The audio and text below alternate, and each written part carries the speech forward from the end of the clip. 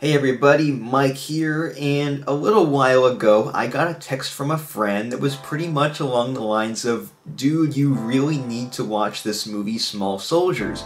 It's like the same movie as Transformers. And I'm like, really? So he explained a few of the similar moments and it convinced me to check this movie out. And while it's nowhere near being exactly the same movie, you can definitely see that Transformers took some inspiration from Small Soldiers, a 1998 film that was also under DreamWorks Pictures and was also produced by Steven Spielberg. Let's go ahead and first break down the characters for Small Soldiers. First we have Alan, our male lead, and Sam Witwicky.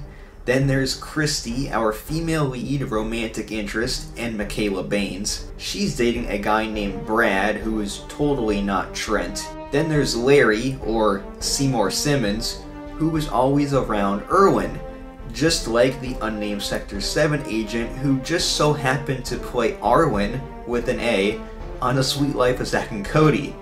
And yes, that's a bit of a stretch, I know, but I thought it was funny to point out.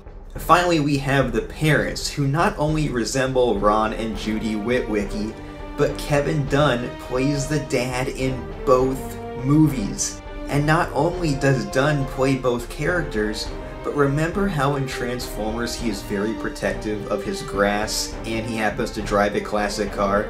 Sam, what? I do not like footprints on my grass. There's no footprints. That's why I built my path. Well, in Small Soldiers, he is very protective of his tree and drives a classic car. When Small Soldiers begins, we are introduced to Larry, not Simmons, who works at a toy company that was just bought out by a military company called Globotech. Larry uses a military chip to create a new line of toys, but what he doesn't know is that the chip brings them to life. Allspark!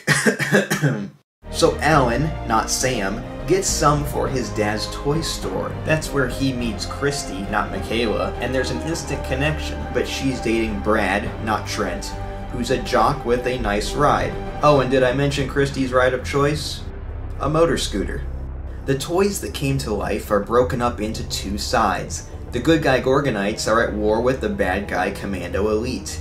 Much like the Autobots and Decepticons, the Gorgonites are peaceful and seen as the underdogs, while the Commando Elite are ruthless and strong in number.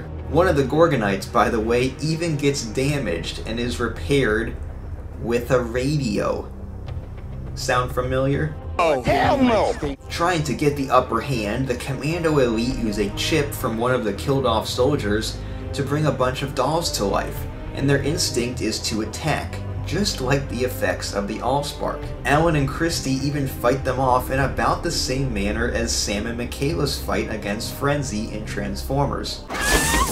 You're to die for. Now fast forwarding a little bit toward the end of the film, Larry, not Simmons, and Irwin, not nameless Sector 7 agent, show up at Alan's house, where he and Christy are trying to explain everything to their parents. The main difference here is that Christy's parents are also present here, unlike Mikaela's. Before they all leave, like in Transformers though, this is where the final battle ends up taking place. The dad even similarly hides under a table at one point during the fight.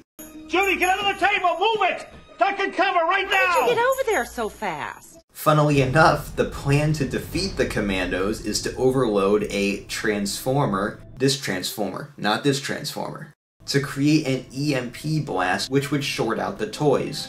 Just like how Optimus was willing to sacrifice himself to destroy the Allspark, the Gorgonites are willing to sacrifice themselves with the EMP blast to take out the Commandos. Ultimately, it comes to a climactic fight between Chip Hazard, not Megatron, and Archer, not Optimus. As Archer loses the battle, it is Alan who kills Chip Hazard by shorting him out with the Transformer, almost exactly the same way how Sam killed Megatron.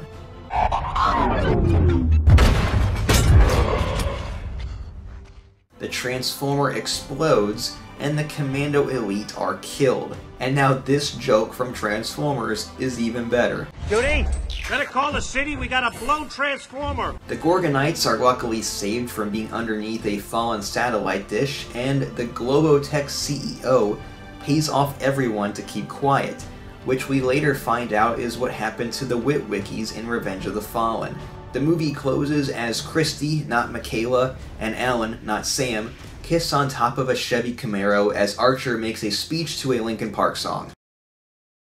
Alright, I'm just kidding on that one. They do kiss, but that's where the similarities end on that.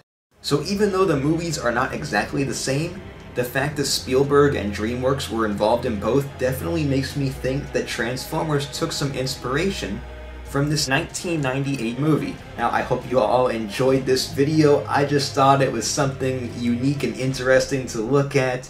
Make sure to subscribe, hit that like button, and follow me on social media. Signing out, I'm Mike. See you next time.